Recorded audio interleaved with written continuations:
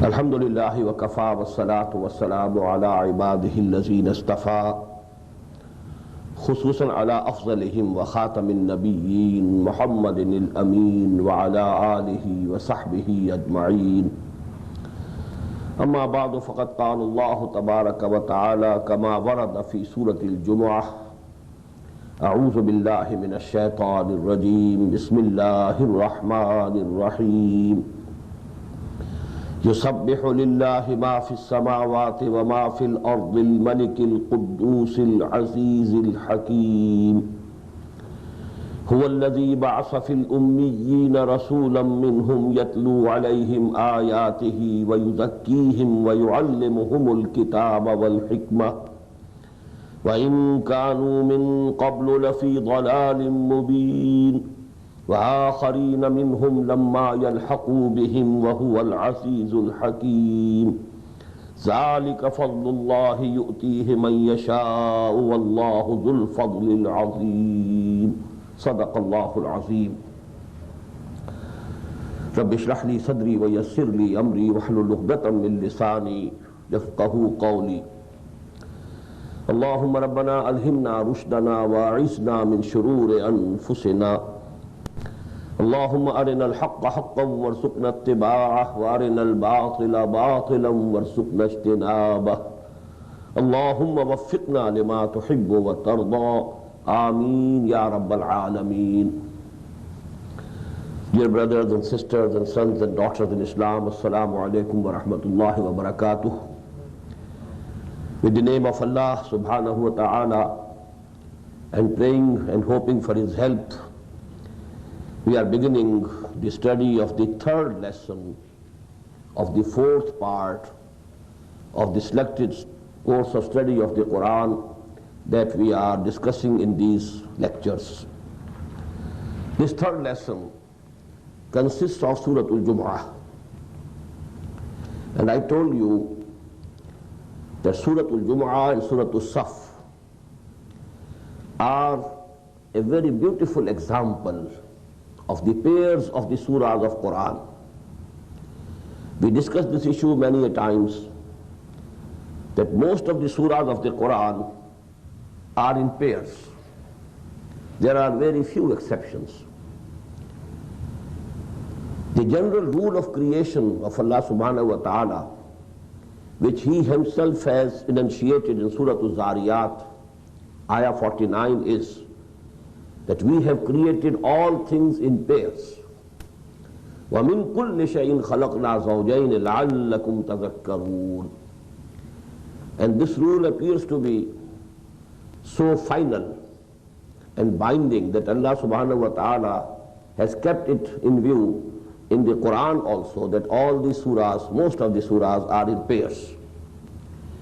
Now what is this pair relationship between the surahs of the Quran? You know, the two constituents of a pair, they must have, number one, something or a few things which are common between them. There must be some similarity. And then they should be complementary to each other.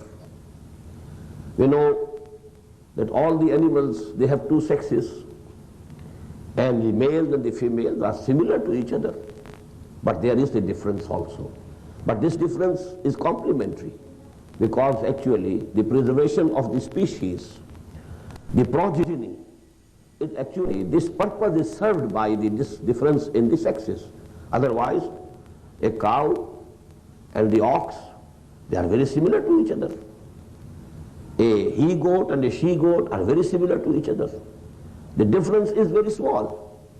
And then that difference is actually for some purpose. And it complements, you know, both complement each other in that purpose. So now we should study what are the similarities between Surah Al-Saf and Surah Al-Jum'ah. And then what are the aspects of complementariness between the two. Surah Al-Saf started, Sabbaha lillahi ma fi samawati wa ma fi al-ard. Surah Al-Jummah has started, Yusabbihu lillahi ma fi samawati wa ma fi al-ard. Now there is a similarity also. Both the surahs are beginning with tasbih. But there is a difference also.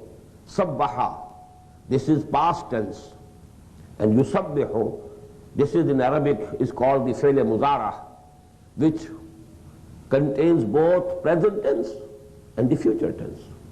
Now what the result that, as if the whole time has been encompassed, the past, the present and the future, by using two words. Similarity is there, sabbaha lillah, yusabbihu lillah. But the difference is past tense and fi'lul mudari, which covers both present and future tenses. So goya the whole time, the total, three, past, present and future, they are covered and encompassed by using these two words in the beginning of these two surahs. Then number two, we find in Surah As-Saf the purpose for which Muhammad sallallahu alaihi wasallam was sent. هو الذي أرسل رسوله بالهدى ودين الحق ليظهره على الدين كله. And we find in Surat Jummah the basic methodology with which Muhammad sallallahu alaihi wasallam changed the persons, and then those persons constituted the party, the Hizbullah, which waged jihad for the cause of Allah. So these two things are complementary. The purpose of the advent of Muhammad sallallahu alaihi wasallam discussed in Surah As-Saf, his basic methodology that has been discussed in Surah Jummah. Then, as we saw in Surah As-Saf, the mention of Jews, Bani Israel, history of Bani Israel, regarding their attitude towards the messengers of Allah subhanahu wa ta'ala. Here we shall find the mention again of Yahud, but regarding their attitude with the book of Allah subhanahu wa ta'ala. How they behaved with the book. مَثَلُ الَّذِينَ حُمِّلُوا التَّوْرَاةَ ثُمَّ لَمْ يَحْمِلُوهَا كَمَثَلِ الْحِمَارِ يَحْمِلُ أَسْفَارًا. How they behaved with the messengers. وَإِذْ قَالَ مُوسَى لِقَوْمِهِ يَا قَوْمِ لِمَ تُؤْذُونَنِي وَقَدْ تَعْلَمُونَ أَنِّي رَسُولُ اللَّهِ إِلَيْكُمْ. Then with Hazrat Masih alayhi salatu wassalam. Then with Muhammad sallallahu alayhi wasallam. So their attitude towards the messengers of Allah and their attitude towards the book of Allah. Now these actually constitute one thing. But one is subject is mentioned and discussed in Surah Al-Saf, and the other we shall see it, is discussed in Surah Al-Jummah. And both are mentioned only as a sign of warning for the Muslim Ummah. Lest you should also behave like the Jews. Lest you should also behave with the Messenger of Allah as they behaved. Lest you should also do the same with the book of Allah, Al-Quran, that is being given to you, that the Jews did with the book of Allah, that is Torah, that was given to them. Finally, in second sections of both these surahs, there is a commandment from Allah subhanahu wa ta'ala, an address to the Muslim Ummah. Ya ayyuhalladhina amanu, Ya ayyuhalladhina amanu. The second section of second ruku of Surah As-Saf also starts with Ya ayyuhalladhina amanu, and the second section of Surah Al-Jummah will also, as we shall see inshallah shortly, that also starts with Ya ayyuhalladhina amanu. So these 4 points are sufficient to make it clear that these two surahs constitute a very beautiful and a very bright example of the pair relationship of the surahs in the Quran. Now the most important point here is that Surah As-Saf relates to the terminal phases of the revolutionary struggle of Muhammad sallallahu alaihi wasallam. What do I mean by that? The terminal phases of all the revolutions are the same. For every revolution there should be a party. For communist revolution there was the Communist Party, the Marxist Party. There were the Bolsheviks, there were the Mensheviks in Russia. And they struggled against the system that was prevalent in Russia, that was kingship, the kingdom of czars, and they were overthrown. So there must be a party. Then this party has to challenge the system. And this challenge is firstly passive challenge, and then it is active challenge. And this active challenge can conclude and can terminate in the form of an armed conflict. So these things have been discussed in Surah As-Saf. How the party was formed? Man ansari ilallah, Muhammad sallallahu alayhi wasallam calling people who joins hands with me for the cause of Allah, to establish the deen of Allah on earth. Then those people were called to wage jihad for the cause of Allah. یا ایھا الذین آمنوا هل ادلکم علی تجارۃ تنجیکم من عذاب علیم تؤمنون باللہ ورسولہ وتجاہدون فی سبیل اللہ باموالکم وانفسکم. And then it was made clear that the highest spiritual level for a Muslim is when he goes to war for the cause of Allah. He becomes the beloved of Allah. Inna Allah yuhibbu alladhina yuqatiluna fi sabilihi saffan ka'annahum bunyanun marsus. So these are the three phases, terminal phases of every revolutionary struggle. A revolutionary party which should challenge this existing system passively and then actively, and it might turn into an armed conflict. But the question is, where to get these people? Where from to get this type of devoted people who are ready to sacrifice everything for the cause of revolution? That is the basic question. Unless you get the people who are committed to a revolutionary ideology, then who are, ready to spend everything they have for the cause of that revolution. Now to prepare and call, first of all, to call these people, then to train these people. How to call these people, how to train these people, that is the main subject of Surat al-Jummah. That is why the basic and the umud of this surah, that is ayah number 2. هو الذي بعث في الأميين رسولا منهم يتلو عليهم آياته ويزكيهم ويعلمهم الكتاب والحكمة. Whatever I have said up till now, it can be summed in 2 sentences.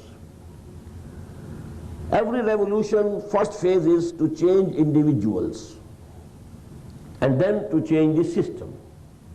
To change the system, you need individuals who believe in that system and who are committed with that system, who are convinced about the truth of that system, and who are ready to sacrifice everything for that system. Now this is actually the first phase, the initial phase.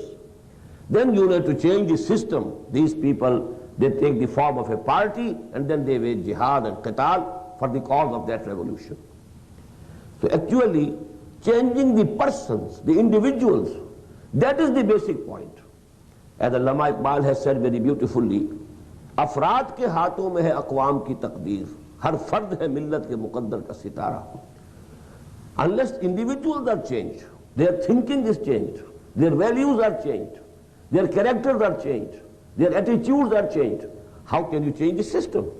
The system will change only when you have enough number of changed individuals, revolutionized individuals, who have accepted a revolutionary ideology from the depths of their hearts, and then who are ready to sacrifice everything for the cause of that revolution. To change the individuals, that is the subject of Surat al-Jummah. To change the system, that is the subject of Surat al-Saf. I read a poem, English poem, as I have quoted a few before also, although I don't remember fully, but the beginning, stanza was, not gold, but only men can make a people great and strong. No, not the riches, men of character, men who are dedicated, devoted. Not gold, but only men can make a people great and strong. We know today there are many Muslim countries, they have the black gold, they own it, but the honor, respect in the world they don't have. Because not gold, but only men can make a people great and strong. Then another stanza ends with the words, they suffer long for some any cause. They are ready to suffer long. And then they build a nation's pillars deep and lift them to the sky. These people, these changed people, these people who are committed themselves to a cause, who have accepted some ideology, and who are ready to sacrifice everything for their ideology, they are the people who can bring about a revolution. So now, the quintessential essence of the Surah Al-Jummah is that only medium and means and instrument of changing individuals Islamically is the Quran. You can change people only through Quran. Their thinking, their values, their character, their seerah, Everything will be changed through Quran. What does Quran do?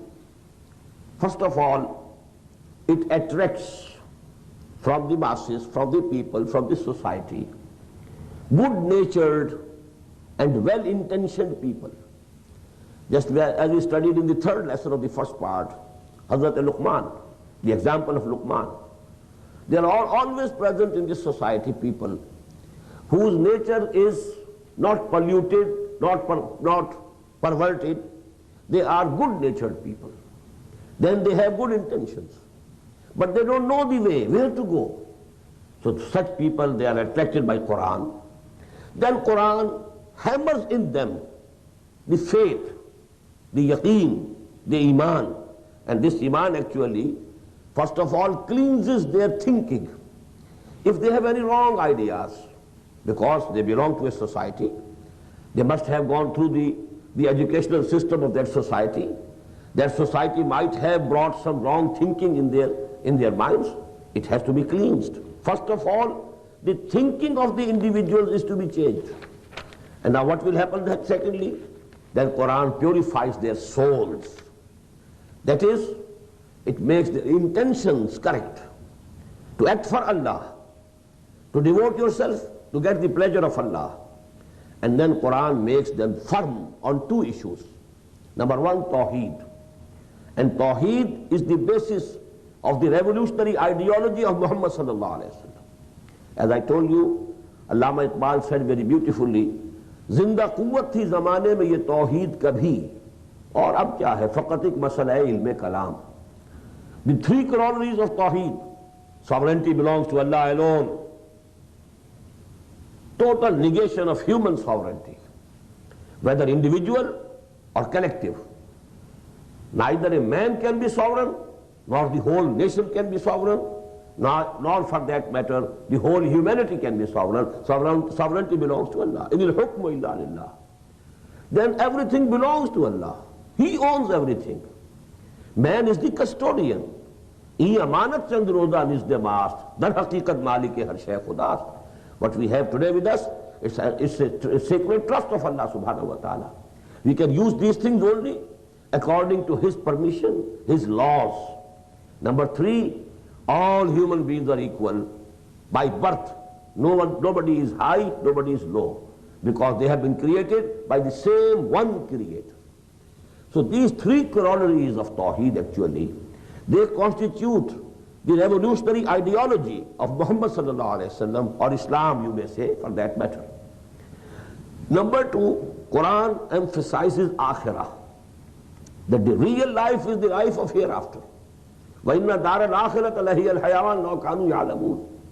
If somebody really believes in akhirah, just imagine, if he really believes that I will be resurrected, I'll have to stand before my Lord, and you know, I'll have to face the grand accountability of the Day of Judgment, and then I'll have to have the reward or the punishment, and that now that life is eternal, it will never end. Such a person will never hesitate to devote and dedicate and sacrifice everything he has for the sake of akhirah, because whatever he is spending for the cause of Allah, actually he is not spending it. He is depositing it with Allah subhanahu wa ta'ala. It will be rewarded, it will be given back. Not only given back, rather it will bring, more profits with it. And Allah subhanahu wa ta'ala will additionally forgive their sins if they have spent everything for the cause of Allah. So whosoever believes in these two things, Tawheed and then Akhirah, actually now such a person is a revolutionary person in the true sense of the word. He will be ready to sacrifice everything for the cause of that revolution that Muhammad sallallahu alaihi wasallam brought about. That is why this ayah number 2, which is the umud of this surah, as I told you, the umud of Surah As-Saf, هو الذي أرسل رسوله بالهدى ودين الحق ليظهره على الدين كله. The umud, or the central axis, or the central theme of Surah Al-Jummah, هو الذي بعث في الأميين رسولا منهم يتلو عليهم آياته ويزكيهم ويعلمهم الكتاب والحكمة. Now actually, first of all, you should see هو الذي أرسل رسوله. هُوَ الَّذِي بَعَثَ فِي الْأُمِّيِّينَ رَسُولًا مِّنْهُمْ. The similarity of the beginning of these two ayat. But now there's the difference. هُوَ الَّذِي أَرْسَلَ رَسُولَهُ بِالْهُدَى وَدِينِ الْحَقِّ لِيُظْهِرَهُ عَلَى الدِّينِ كُلِّهِ. That is the purpose of the advent of Muhammad sallallahu alayhi wa sallam. And how he prepared people for that task, gigantic task, Himalayan task, that is given here. يَتْلُو عَلَيْهِمْ آيَاتِهِ وَيُزَكِّيهِمْ وَيُعَلِّمُهُمُ الْكِتَابَ وَالْحِكْمَةَ. That is why you find, just as that ayah of Surat al-Saf, we saw it when we were studying Surat al-Saf, it has been repeated thrice in the Quran. هُوَ الَّذِي أَرْسَلَ رَسُولَهُ بِالْهُدَى وَدِينِ الْحَقِّ لِيُظْهِرَهُ عَلَى الدِّينِ كُلِّهِ وَلَوْ كَرِهَ الْمُشْرِكُونَ. Ayah number 33 of Surat al-Tawbah. هُوَ الَّذِي أَرْسَلَ رَسُولَهُ بِالْهُدَى وَدِينِ الْحَقِّ لِيُظْهِرَهُ عَلَى الدِّينِ كُلِّهِ وَكَفَى بِاللَّهِ شَهِيدًا. Ayah 28 of Surat al-Fath. هُوَ الَّذِي أَرْسَلَ رَسُولَهُ بِالْهُدَى وَدِينِ الْحَقِّ لِيُظْهِرَهُ عَلَى الدِّينِ كُلِّهِ وَلَوْ كَرِهَ الْمُشْرِكُونَ. Ayah number 9 of Surat al-Saf. In the same way, the main or essential wordings and the terminology used in this ayah number 2 of Surat al-Jummah, it has appeared in the Quran 4 times. This can give you an idea how important it is to understand the methodology. As I said in some of my lectures before also, that to do something, there is a definite method to do it. You cannot, get the results without you are using and the technique that is necessary. That is the way that it should be done. If you are not adopting it, then you may be very sincere. You may be very hard-working, but you won't get the results. I gave you the example. There's a particular season in which wheat can be sowed, and then only you can hope for the harvest. But if you are sowing the seeds of the wheat in wrong season, you may be very sincere, you may be very hard-working, but you will not get the harvest, because you have not taken to the true methodology. So actually the purpose of the advent of Muhammad sallallahu alaihi wasallam we are finding thrice in the Quran, but his basic methodology has been repeated 4 times in the Quran. So that can give you an understanding of the measure of the importance of this methodology. Now please note this ayah. First read here. هُوَ الَّذِي بَعَثَ فِي الْأُمِّيِّينَ رَسُولًا مِّنْهُمْ يَتْلُو عَلَيْهِمْ آيَاتِهِ وَيُزَكِّيهِمْ وَيُعَلِّمُهُمُ الْكِتَابَ وَالْحِكْمَةَ وَإِنْ كَانُوا مِنْ قَبْلُ لَفِي ضَلَالٍ مُبِينٍ. And now other examples.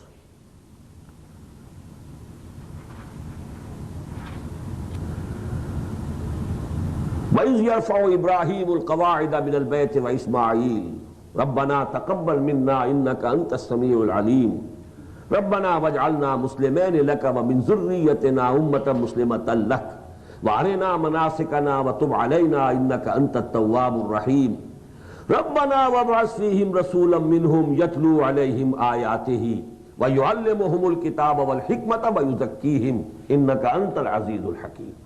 Same verse, although there is a difference. Here yuzakkihim comes in the end, but all the 3 places you will find yuzakkihim comes number 2, and yuallimuhumul kitaba wal hikmah comes in the end. But the basic wordings, terminology is the same. Now actually this was the prayer of Ibrahim and Ismail when they were building Kaaba. They prayed to Allah subhanahu wa ta'ala, oh Allah, accept from us this service that we are doing for your deen, for your tawheed. We are building this house, Rabbana liyuqimu salah, so that people should pray here, and it should become the center of tawheed. And then oh Allah, please send and raise from our progeny, which is going to settle here round your house. In that progeny, you raise a prophet from among themselves. Rabbana wa ba'as fihim rasulam minhum. He should be from among them, not some foreigner, not somebody coming from outside, so that there shouldn't be any curtain or any difference of language or any strangeness in between that person, that Nabi and our progeny. What he should do, yatlu alayhim ayatihi wa yuallimuhumul kitaba wal hikmah wa yuzakkihim. Now this was actually in the 15th section of Surah Al-Baqarah. In the 18th section, Allah declares that we have accepted the granted the prayer of your grandfathers, Ibrahim and Ismail. And you see, we have sent Muhammad sallallahu alaihi wasallam. He is from among you, O Quraysh, O progeny of Ismail. We have sent, as was requested and prayed by Ibrahim and Ismail, your grandfathers. Kama arsalna fikum rasulam minkum yatlu alaykum ayatina wa yuzakkikum wa yuallimukumul kitaba wal hikmah wa yuallimukum ma lam takunu ta'lamun. We have sent and we have raised from amongst you a prophet, and what he is doing? He is the same 4 words. I'll discuss about these 4 words later. He is reciting unto you the ayat of Allah subhanahu wa ta'ala. He is purifying your souls. He is teaching you the book and the hikmah, and teaching you what you never knew before. Now for the 3rd time, I don't have the film here, but this issue is discussed in Surat Al-Imran also. لَقَدْ مَنَّ اللَّهُ عَلَى الْمُؤْمِنِينَ إِذْ بَعَثَ فِيهِمْ رَسُولًا مِنْ أَنفُسِهِمْ يَتْلُو عَلَيْهِمْ آيَاتِهِ وَيُزَكِّيهِمْ وَيُعَلِّمُهُمُ الْكِتَابَ وَالْحِكْمَةَ وَإِنْ كَانُوا مِنْ قَبْلُ لَفِي ضَلَالٍ مُبِينٍ. That ayah of Surah Al-Imran is very similar in wordings to the ayah number 2 of Surah Jummah, which we are discussing at this time. Now before we proceed to focus our lens on these basic terminology of this ayah, first of all, why this change of sequence? When Ibrahim and Ismail alayhi salam, they prayed, they said, number 1, yatlu alayhim ayateka, then وَيُعَلِّمُهُمُ الْكِتَابَ وَالْحِكْمَةَ, and then وَيُزَكِّيهِمْ. But in all the 3 other places, first of all, tilawatul ayat, second, tazkiyah, and 3rd, talimul kitab, and 4th, talimul hikmah. So it cannot be without any reason, because this is the speech of Allah subhanahu wa ta'ala. If there is some difference, there must be some basis, there must be some reason, there must be some wisdom behind it.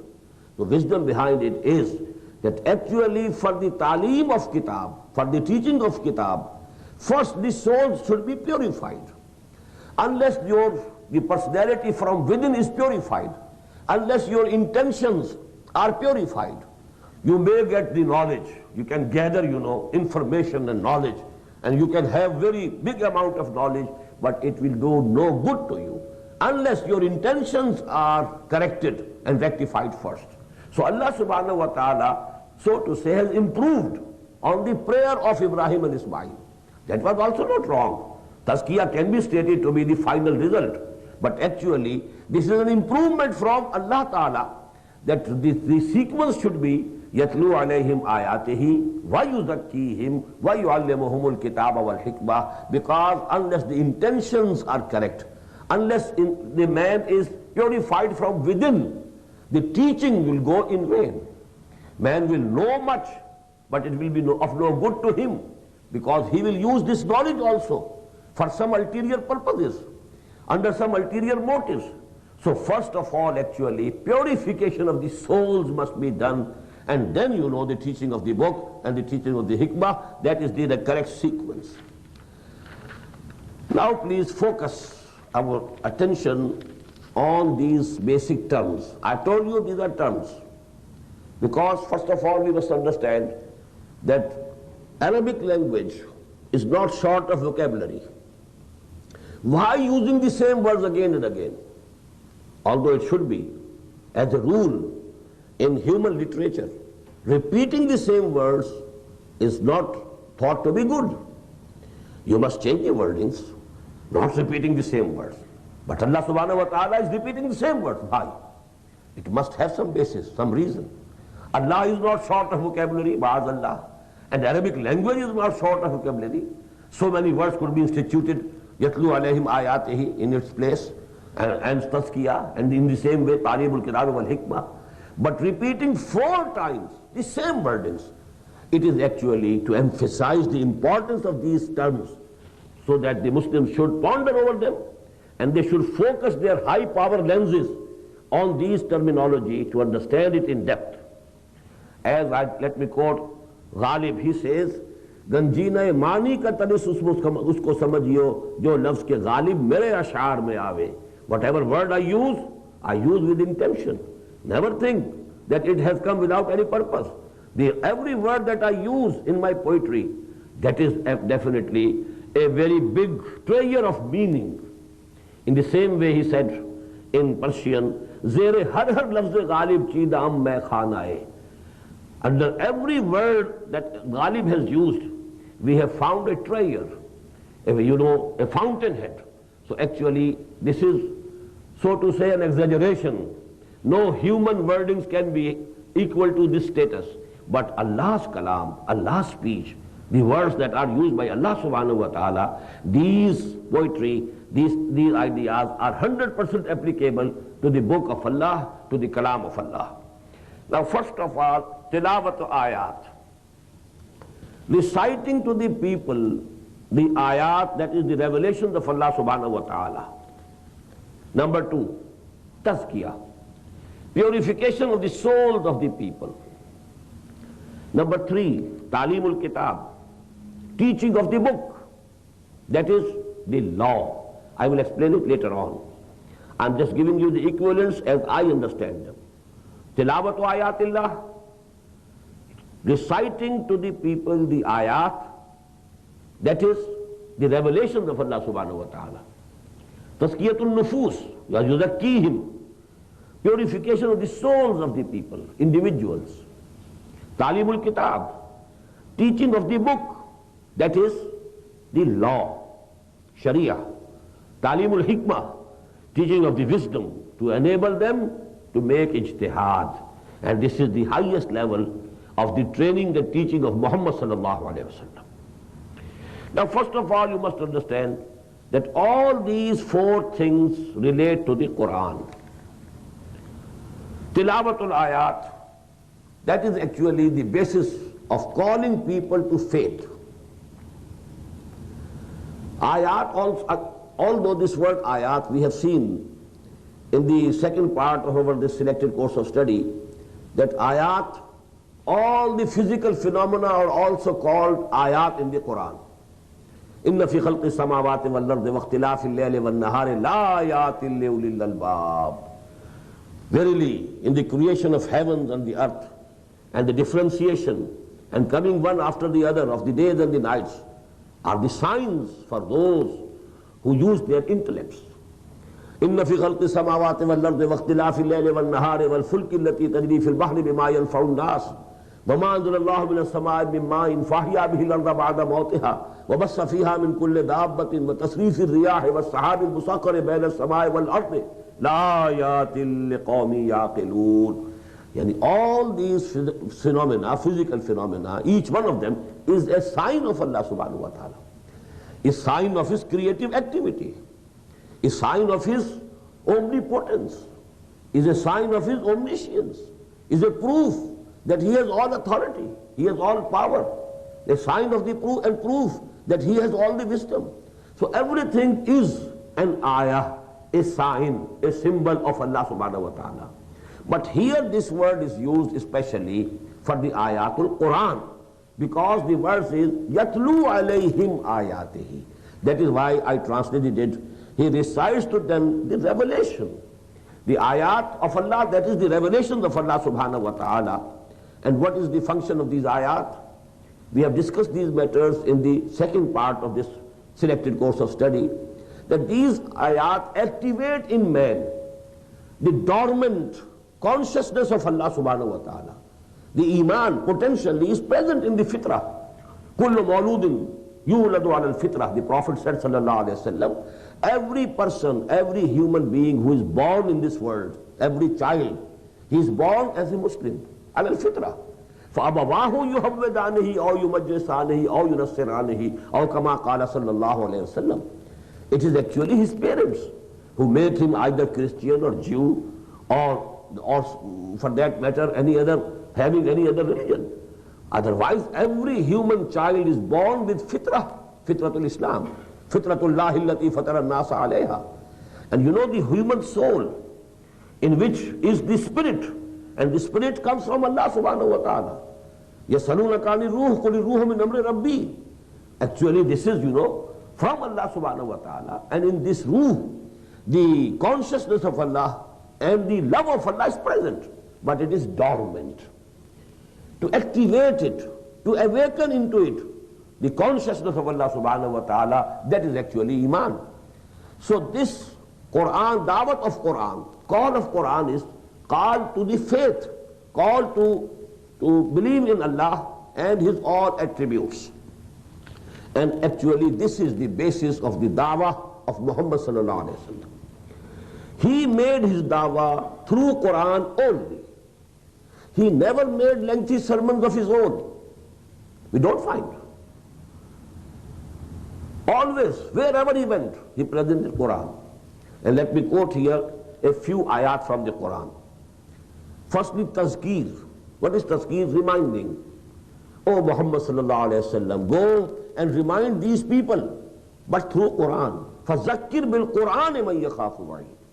This Quran will awaken in them and will activate in them the consciousness that is lying dormant in their nature. It is in their nature, but actually it is dormant. It is sleeping.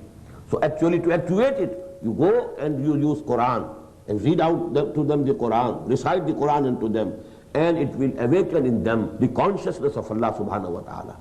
فَذَكِّرْ بِالْقُرْآنِ مَنْ يَخَافُ وَعِيدٍ. Then we have seen at many places during this series of lectures that there are basic two terms for the messengers of Allah. Inzar and Tabshir. Ya ayyuhal muddassir qum fa'anzir. Warning. Wa'anzir ashiratakal aqrabin. Warn your close relatives. So this Nazir and Bashir, these are the two basic functions. You have to give the glad tidings to those who take to the right path. And you warn those who are going on and treading on the wrong path. So warning and giving the glad tidings, these are the two basic functions of all the messengers of Allah. That's why we find Ya ayyuhan nabiyyu inna arsalnaka shahidan wa mubashiran wa naziran wa da'iyan ilallahi bi'iznihi wa sirajan munira. Then we studied that ayah also. Rusulan mubashirina wa munzirin li'alla yakuna linnasi 'ala Allahi hujjatun ba'da rusul wa kana Allahu azizan hakima. Now let me quote you that the commandment from Allah subhanahu wa ta'ala, the order from Allah subhanahu wa ta'ala to Prophet Muhammad sallallahu alaihi wasallam was, do inzar through Quran, do tabshir through Quran. Inzar and tabshir both through Quran. The medium of the dawah of Muhammad sallallahu alaihi wasallam is Quran. Actually this must be understood, because we find in our times there's a big movement, a big organization making tabligh, propagating the message of Allah subhanahu wa ta'ala, but bypassing Quran, not doing dawah through Quran. While we find in the Quran, فَذَكِّرْ بِالْقُرْآنِ مَنْ يَخَافُ وَعِيدٍ. And now please, the ayat number 9 and 10 from Surat Bani Israel. إِنَّ هَذَا الْقُرْآنَ يَهْدِي لِلَّتِي هِيَ أَقْوَمُ وَيُبَشِّرُ الْمُؤْمِنِينَ الَّذِينَ يَعْمَلُونَ الصَّالِحَاتِ أَنَّ لَهُمْ أَجْرًا كَبِيرًا وَأَنَّ الَّذِينَ لَا يُؤْمِنُونَ بِالْآخِرَةِ أَعْتَدْنَا لَهُمْ عَذَابًا أَلِيمًا. This is the Quran, which is guiding them to the right path and which is giving them the glad tidings that whosoever will believe, have the faith and do good deeds, for him there will be a big reward. And it is the Quran which is warning them that those who don't believe in the hereafter, for them there is a big punishment awaiting them. So it is Quran which is giving the glad tidings. It is Quran which is guiding them. It is Quran which is warning them. In the same way, ayat number 1 and 2 of Surah Al-Kahf. Alhamdulillahi alladhi anzala ala abdihi al-kitaba wa lam yaj'al lahu 'iwaja. Actually, all praise be to Allah. Qayyiman liyunzira ba'san shadidan min ladunhu. Yunzira, so that he should warn the people of a big calamity that will befall them if they don't hear, don't listen, and don't accept the call of Muhammad sallallahu alaihi wasallam, the call of Quran. وَيُبَشِّرَ الْمُؤْمِنِينَ الَّذِينَ يَعْمَلُونَ الصَّالِحَاتِ أَنَّ لَهُمْ أَجْرًا حَسَنًا. Tabshir and Inzar, both through Quran. And the most profound ayah in this respect is from the last part, that is ayah number 97 of Surah Maryam. فَإِنَّمَا يَسَّرْنَاهُ بِلِسَانِكَ لِتُبَشِّرَ بِهِ الْمُتَّقِينَ وَتُنْذِرَ بِهِ قَوْمًا لُدًّا. O Muhammad sallallahu alayhi wa sallam, we have made this Quran very easy on your tongue or in your language. It can be translated both ways. فَإِنَّمَا يَسَّرْنَاهُ, we have made this Quran very easy. بِلِسَانِكَ, on your tongue, or in your language which you are speaking, the language of your people. We have made this Quran very easy. فَإِنَّمَا يَسَّرْنَاهُ بِلِسَانِكَ لِتُبَشِّرَ بِهِ الْمُتَّقِينَ, so that you give the glad tidings through it to those who fear Allah, who always have regard for Allah, who are always God conscious. By tunzira bihi qawman ludda, tunzira bihi, and with it you may warn those people who are fighting and who are not ready to accept. Now this is the tanzir and ibshar or tafshir, inzar or tanzir. Everything is to be done through Quran. There is another ayah in Surat Al-An'am, ayah number 19. وَأُوحِيَ إِلَيَّ هَذَا الْقُرْآنُ لِأُنذِرَكُمْ بِهِ وَمَنْ بَلَغَ. This Quran has been revealed to me so that I should warn you through it. And let me quote another ayah that is from Surat Al-Ma'idah. Ya ayyuhar rasul balligh ma unzila ilayka min rabbik. O Messenger of Allah, O Muhammad sallallahu alaihi wasallam, convey whatever has been revealed to you. So what he has to convey is what has been revealed to him. What has been revealed to him is Quran. So actually it's the Quran which is to be communicated. It is the Quran which is to be conveyed. And there is the Hadith, and it has been included by Imam Bukhari in his Sahih. It is from Abdullah ibn Amr ibn al-As radiyallahu ta'ala anhuma. The Prophet said, Ballighu anni walau ayatan. Convey on my behalf, although you may have only one ayah. Although you might have understood only one ayah. Convey this one ayah. Spread the message of this one ayah. Disseminate the knowledge of this one ayah. You see how extreme. But tabligh is to be done through Quran. Ballighu anni walau ayatan. Not your own philosophy, not your own ideologies, not your own, books, no, but Quran. So tazkir bil Quran, inzar bil Quran, tabshir bil Quran, tabligh of Quran. Now these all terms, they constitute the da'wah, the call of Muhammad sallallahu alaihi wasallam. So first of all, the first step of the mission of Muhammad sallallahu alaihi wasallam was to make da'wah to the people, to call people to the path of Allah, to call people towards Allah, but through Quran. Yatlu alayhim ayatihi. Go and recite unto them our revelations. Convey our revelations to them. So that is the beginning, that's the starting point of the revolutionary process of Muhammad sallallahu alaihi wasallam. Disseminate this Quran, convey this Quran, propagate this Quran, do tazkir with Quran, do tabshir with Quran, do inzar with Quran, and tabligh of Quran. That is the first, and as I said, the beginning point of the calling of the people. And as I gave you an example, what does this Quran does? It attracts people who are good-natured, in whom the nature is not perverted. People whose nature is salim and salim, as they call in Arabic. Fitrat-e salima, qalb-e salim. Actually, such people are always present. And this Quran can attract them, just like a magnet. Because the first experiment that we made when we were in the 5th class in high school, the science, science room, we entered and made the first experiment. There was a mixture of iron filings and some wood carving pieces. How to separate them? Take a magnet. Now with the magnet you can have the iron filings separated because they will cling to it. In the same way, Quran will attract those people whose nature is not perverted, who are good-natured or well-intentioned, you can call them. Then you have to weld them into a party, forge them into a party, make out from them a quwwah, a force, and that force will be needed, and that then later will be used for the revolution. Now the second stage of the revolutionary process of preparing individuals for jihad and qital, that is tarbiyah, preparing them, training them. But this training process can be discussed at 3 levels. First of all, tazkiyah, wa yuzakkihim. This is the second word used here. The second word used in Surat Al-Baqarah in the 18th section. The second word used in Surah Al-Imran. يَتْلُو عَلَيْهِمْ آيَاتِهِ وَيُزَكِّيهِمْ لَقَدْ مَنَّ اللَّهُ عَلَى الْمُؤْمِنِينَ إِذْ بَعَثَ مِنْهُمْ رَسُولًا مِنْ أَنفُسِهِمْ يَتْلُو عَلَيْهِمْ آيَاتِهِ وَيُزَكِّيهِمْ وَيُعَلِّمُهُمُ الْكِتَابَ وَالْحِكْمَةَ. What is this purification of souls? And it is a calamity, very sad, that Quran is not used for this purpose. We Muslims also have left it. I will quote later on some poetry from Allama Iqbal lamenting on this situation, that Muslims have turned away from the Quran. They have made it only an article of getting sawab by reciting it, neither understanding it nor following it, just to recite it so that you can have some reward in the hereafter. Either you want reward for your own self or for the people who are dead. Isal-e-sawab or husul-e-sawab, that is only the purpose of Quran for which we are using it. Otherwise, this is the instrument of purification of the souls.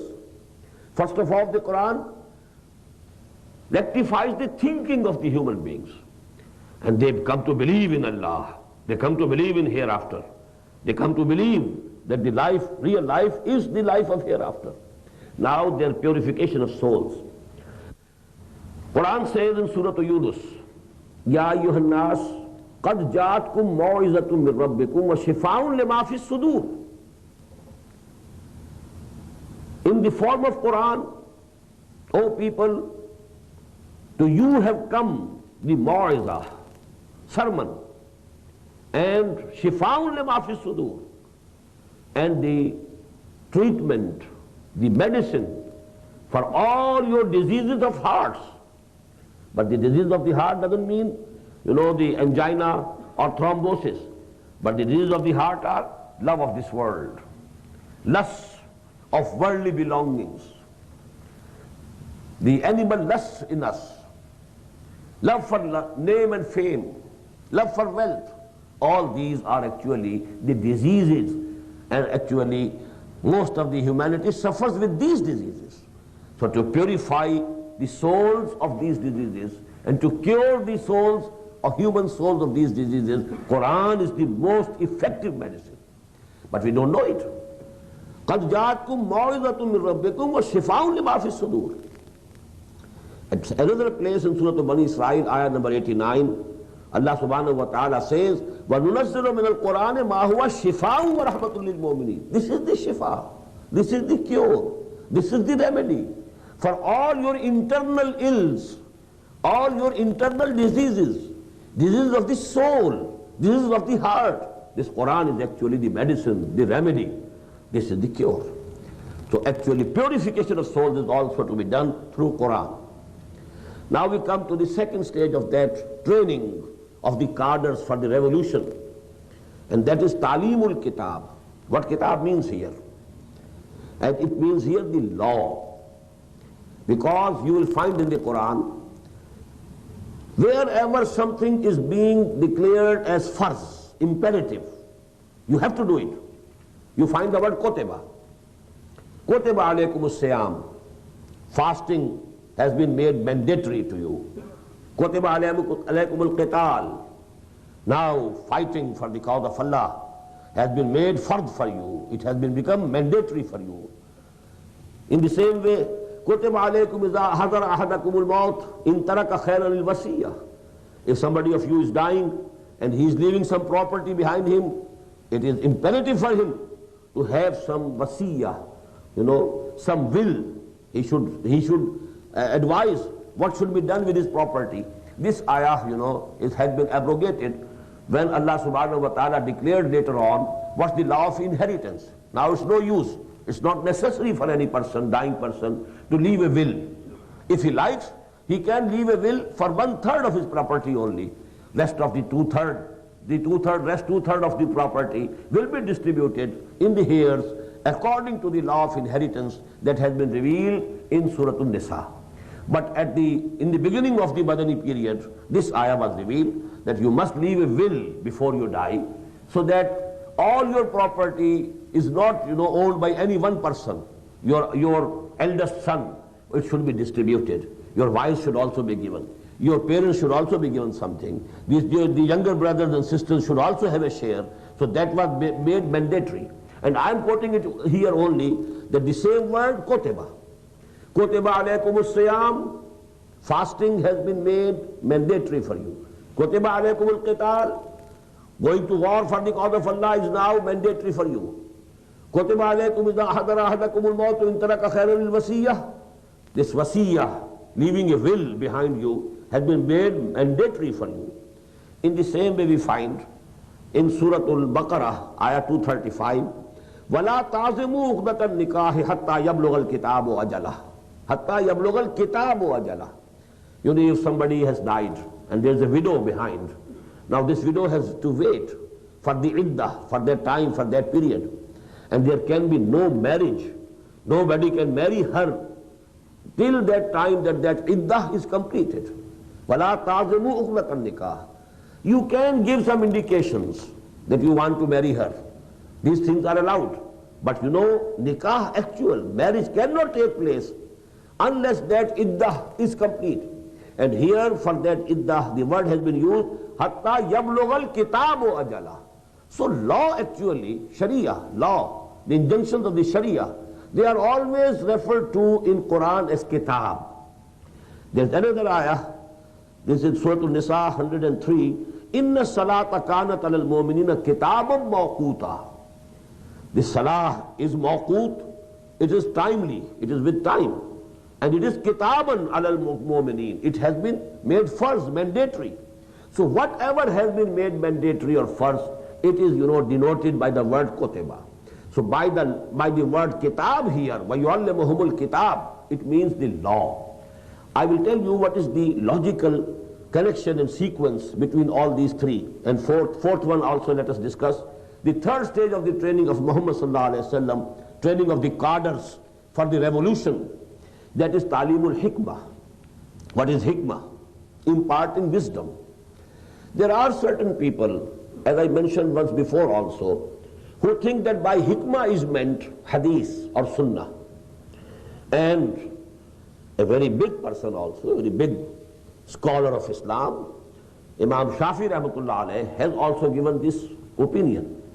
But I beg to differ from him, and I agree with other people who say, who claim, and who prove, as I will also be giving you the examples, that hikmah is also a part of Quran. All these four terms actually, they are parts of Quran. Hikmah, because we have just a few days before, we were reading the section 3 and 4 of Surat Bani Israel. And the section 4 is the ending with the words, ذَلِكَ مِمَّا أَوْحَيْنَا أَوْحَى إِلَيْكَ رَبُّكَ مِنَ الْحِكْمَةِ. All these things are from among the hikmah that your Rabb has revealed unto you. So Quran contains hikmah. Hikmah and wisdom is also an integral part of the Quran. What I mean to say is that all these four things, Talimul Kitab, Talimul Hikmah, Tazkiyah, and Tilawatul Ayat, all four things are revolving around one single pivot or axis, and that is Quran. Because Tilawatul Ayat, everybody would say it means Quran, reciting Quran. There can be no difference. Yatlu alayhim ayatihi, it cannot mean anything except Quran. In the same way, Talimul Kitab, this is also agreed. Kitab is the book, the Quran. But people can have another opinion regarding Tazkiyah and regarding Hikmah. About Hikmah I have told you that people think that by Hikmah is meant Hadith or Sunnah. Although Hadith contains Hikmah, no doubt. It contains a lot of Hikmah and wisdom, no doubt. But actually Quran has all these four things in it. And all these four things have been explained further in Hadith, in the Sunnah. So actually Quran is also complete in itself. Tilawatu ayat means that portion of the Quran which is calling people towards faith, iman, that is yatlu alayhim ayati. That portion of Quran which deals with basic morality, that is tazkiyah. That portion of Quran which gives you the do's and don'ts, the halal and haram, the farais, that is al-kitab. And that portion of the Quran which contains the highest wisdom, that is the fourth part of the Quran, and that is hikmah. ذَلِكَ مِمَّا أَوْحَيَ إِلَيْكَ رَبُّكَ مِنَ الْحِكْمَةِ. This is from the hikmah that Allah subhanahu wa ta'ala, your Lord, has revealed unto you. Now what is the sequence, logical sequence? It should be very easily intelligible. If you want to change a person Islamically, you want to make him a real Muslim, real Mu'min, what you have to do? First of all, examine what he believes in. What are his ideas? Does he believe in any God or not? Does he believe in the hereafter or not? Does he believe in the institution of wahi or not? If there is something lacking on that, first of all you have to call him to the faith. Without taking this step, if you ask him, go and pray to Allah, it's a mistake. If he doesn't have belief in Allah, if he doesn't have belief in the Quran, now how do you ask him to go and pray? He doesn't believe in Allah. You know, that is the problem that most of our people, you know, the aged people, they have with their youngsters, the youth. They say, oh go, why are you not praying? And they don't know that the education that has been imparted to this youth has washed from their minds the faith in Allah. There's no faith in Allah. गला तो घोट दिया अहले मदरसा ने तेरा, कहां से आए सदा ला इलाहा इल्लल्लाह. You are calling him to pray. You are saying to him it is farz. Why it is farz according to the Quran? He doesn't believe in the Quran. It is farz or it is haram according to the Quran. He doesn't believe in any revelation. So how can you ask him to abide by the rules of the Quran when he doesn't believe in them? So actually you have to analyze objectively whether he has any faith or not, whether he really believes or not, whether he really believes in Allah and His existence, His omnipresence, His omnipotence, His omniscience, whether he believes in resurrection, whether he believes in the day of judgment, whether he believes in the life hereafter, whether he really believes in the hell and heaven, whether he believes in angels or not, whether he believes in the institution of wahi or not. Actually, this is the first step. If he believes, okay. If he doesn't, call him to faith first. And wherever the faith is lacking, try to compensate it, try to bring it up to the level, up to the mark. What will happen? When there is faith in his mind and in his heart, you know, the attitude will change. The values will change. When the thinking is changed, the attitude and behavior must change. Because human personality consists of two aspects, thinking and acting. If thinking is wrong, well, behavior and attitude and acting will be wrong. If thinking is corrected, the behavior and attitude and his deeds and actions which are emerging from his body will be absolutely and automatically become correct. So this is the inevitable result. If there is tathhir-e-fikr, if the thought has been purified, the souls have been purified, the action will itself be purified. The actions and deeds and his attitude and behavior in life will be now absolutely according to the faith. Now when this has been accomplished, now if you tell him, well, this is halal, this is haram, refrain from it, this is haram, do it, it is farz, it is imperative, it is mandatory. Now because the ground has been prepared, it is as if the ground has been prepared, now go and sow the seed, you will get the harvest. But if you have not prepared the ground first, and you are throwing away the seed, you are wasting the seed, you won't get anything. This is absolutely logical. Yatlu alayhim ayatehi, so that they have real faith, real belief in Allah and the hereafter and the institution of prophethood. Then automatically their deeds and actions will be purified. Yuzakkihim. And now if you tell them that this Allah subhanahu wa ta'ala has made it mandatory, Allah subhanahu wa ta'ala has declared something prohibited, haram, they will be ready. Rather they will ask themselves the questions about many things about which the Quran has not yet told them anything. The Sahaba used to come and ask questions. We shall continue this discussion in the next session, inshallah. أقول قولي هذا واستغفر الله لي ولكم ولسائر المسلمين والمسلمات.